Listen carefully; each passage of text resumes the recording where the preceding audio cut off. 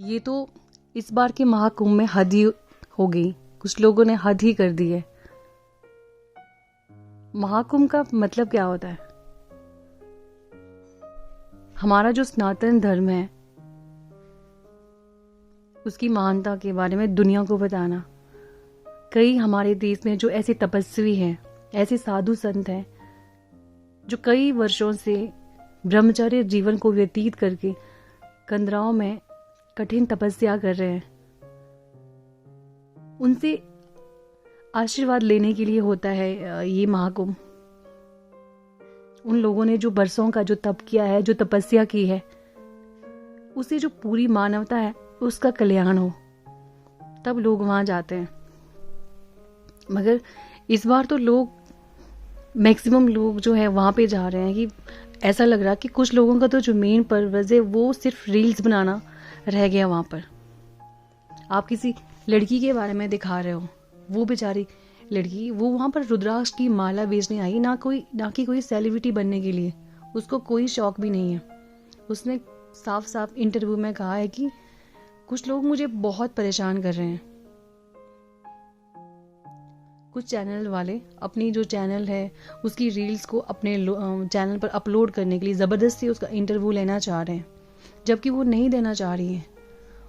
इससे क्या हो रहा है? इससे जो उनका जो काम है वो बहुत ही ज़्यादा प्रभावित हो रहा है। वो अपने काम को अच्छे से नहीं कर पा रही हैं। अब जाहिर सी बात है, उन्होंने जो ये रुद्राक्ष की माला है वो कहीं से खरीदी होंगी। अब वो पैसा चुकाना भी तो है।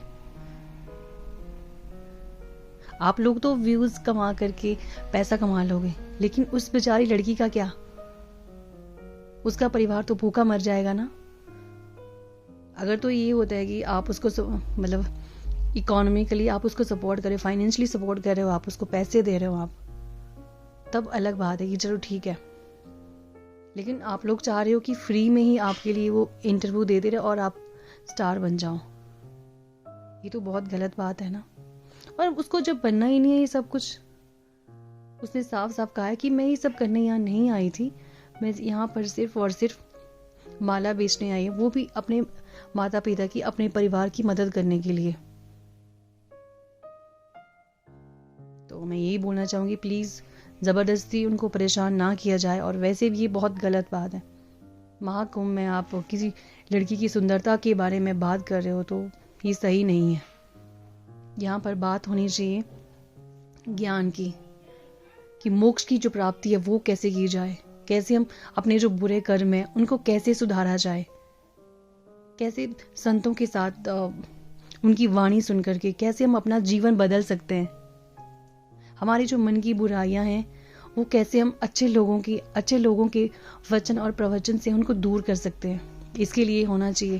देखिए बहुत सारे साधु ऐसे हैं, कुछ लोग जैसे कांटे वाले बाबा जी हैं, और भी कई सारे नागा साधु ऐसे हैं जिनका आशीर्वाद कहीं ना कहीं हम सबके लिए बहुत जरूरी है और हमारी जिंदगी बदल सकता है। उनके ऊपर तो कोई फोकस नहीं करता।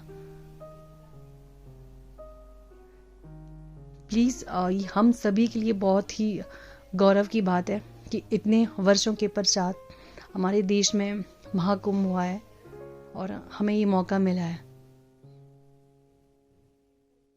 तो प्लीज अपने देश का नाम ना खराब करें, अपनी जो मर्यादा में ही रहें। जय हिंद, जय राष्ट्र, भारत माता की जय।